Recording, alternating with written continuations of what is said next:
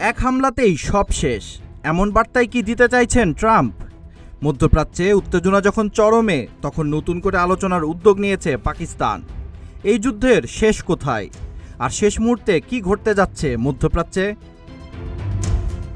বিভিন্ন সংবাদ মাধ্যমের বরাতে জানা যায়, ইরানকে দমানোর একের পর এক চেষ্টায় ব্যর্থ হয়ে এবার নিজেদের সবটুকু দিয়ে হামলা চালাতে চান মার্কিন প্রেসিডেন্ট ট্রাম্প। তবে এত সহজে কি হার মানানো যাবে ইরানকে?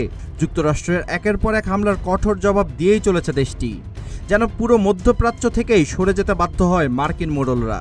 এখন প্রশ্ন, শেষ মুহূর্তে কি সিদ্ধান্ত নিতে যাচ্ছেন ট্রাম্প? ইরানের বিরুদ্ধে ফেব্রুয়ারিতে চালানো হামলার চেয়েও বড় হামলার সিদ্ধান্ত নিতে পারেন ট্রাম্প। সংবাদ মাধ্যম এক্সিওসকে দেওয়া সাক্ষাৎকারে এমনটাই জানিয়েছেন তিনি।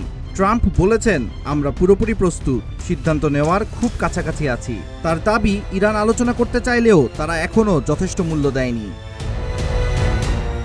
এদিকে ট্রাম্প সতর্ক করে জানিয়েছেন, ইয়েমেনের ইরান সমর্থিত হুতি গোষ্ঠী যদি আবারও লোহিত সাগরে সৌদি জাহাজে হামলা চালায়, তাহলে শুধু হুতিই নয়, ইরানকেও কঠোর সামরিক শাস্তির মুখে পড়তে হবে। এর আগে হুতিরা সৌদি আরবের বিরুদ্ধে নৌ অবরোধ ঘোষণা করে এবং দুটি সৌদি তেলবাহী জাহাজে হামলার দাবি করে। অন্যদিকে মার্কিন পররাষ্ট্রমন্ত্রী মার্কো রুবিও জানিয়েছেন, ইরান বারবার চুক্তি ভঙ্গ করছে ও শর্ত বদলাতে চাচ্ছে, তাই যুক্তরাষ্ট্রের হামলা প্রতি রাতেই আরও বাড়বে। কিন্তু থেমে নেই ইরানও।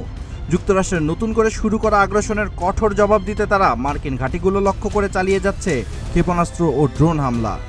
পাশাপাশি হরমুজের সম্পূর্ণ নিয়ন্ত্রণ এখনও ধরে রেখেছে দেশটি। সংবাদ মাধ্যম রয়টার্স জানিয়েছে, চীনের উদ্যোগে যুক্তরাষ্ট্র ও ইরানের স্থগিত হয়ে যাওয়া শান্তি আলোচনা আবার শুরু করতে চেষ্টা করছে পাকিস্তান।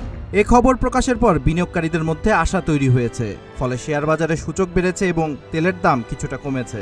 এদিকে ইরানের স্বরাষ্ট্রমন্ত্রী এসকান্দার মোমেনি গত 10 দিনের মধ্যে দ্বিতীয়বার ইসলামাবাদ সফর করে পাকিস্তানের নেতাদের সঙ্গে বৈঠক করেছেন বলেও জানিয়েছে বার্তা সংস্থা রয়টার্স। এখন প্রশ্ন, শেষ পর্যন্ত কি কূটনীতিই জিতবে নাকি আরও বড় যুদ্ধের দিকে এগোবে মধ্যপ্রাচ্য? Abid Hasan, green TV digital.